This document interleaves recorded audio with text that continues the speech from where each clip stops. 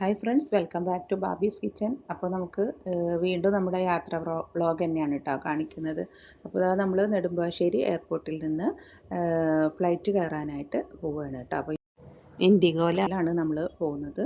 അപ്പോൾ ഇവിടുന്ന് 11 മണി, കൃത്യം 11 മണിക്കാണ് ഫ്ലൈറ്റ് എടുക്കുന്നത്. അത് കഴിഞ്ഞിട്ട് നമ്മൾ അവിടെ എത്തും 1:30 മണിക്കാണ്. അവിടുത്തെ 1:30 മണിക്കാണ് കേട്ടോ. നാട്ടിൽ ഏകദേശം 3 മണിയൊക്കെ ആവും.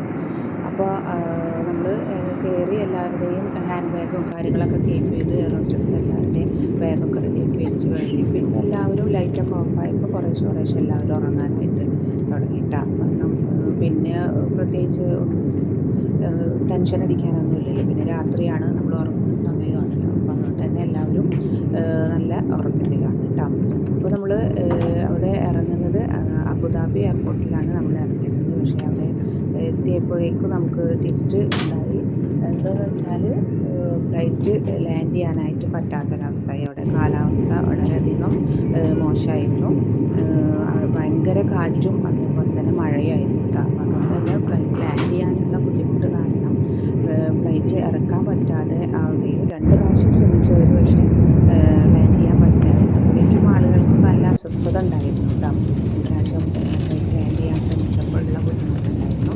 പിന്നെയാണ് അവർ അനൗൺസ് ചെയ്തത് ഫ്ലൈറ്റ് ലാൻഡ് ചെയ്യാൻ പറ്റുന്നില്ല അബുദാബി എയർപോർട്ടിൽ, അതുകൊണ്ട് ഷാർജ എയർപോർട്ടിലേക്ക് പോകുമെന്ന് പറഞ്ഞിട്ട് അനൗൺസ് ചെയ്തു. അപ്പോൾ നമുക്ക് ചെറിയൊരു ടെൻഷനായി. കാരണം നമ്മളെ വെയിറ്റ് ചെയ്തിട്ട് അവിടെ കാത്തു നിൽക്കുകയാണല്ലോ.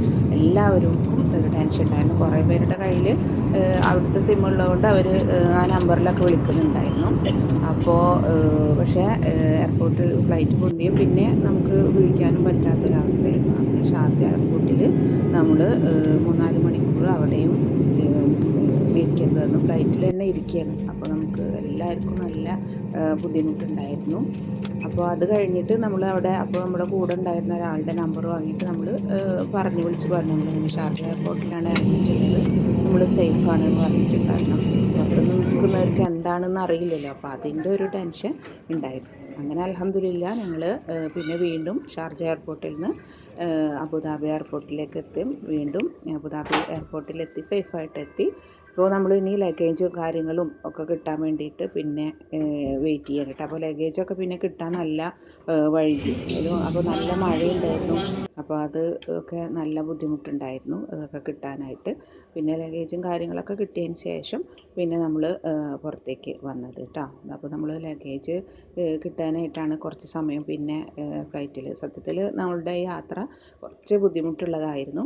പിന്നെ ഓക്കെ ആയി അൽഹംദുലില്ലാ. എന്നാലും നമുക്ക് പ്രശ്നങ്ങളും ബുദ്ധിമുട്ടൊന്നും ഇല്ലാതെ സേഫായിട്ട് അവിടെ എത്താൻ കഴിഞ്ഞല്ലോ. അപ്പോൾ അതന്നെ പടച്ചവനെ സ്തുതിക്കുകയാണ് നമ്മൾ ചെയ്യേണ്ടത്. അപ്പോൾ ചെറുതായിട്ട് നമ്മൾ ഒന്ന് ടെൻഷനായി, എങ്കിലും കുഴപ്പമൊന്നുമില്ല കേട്ടോ.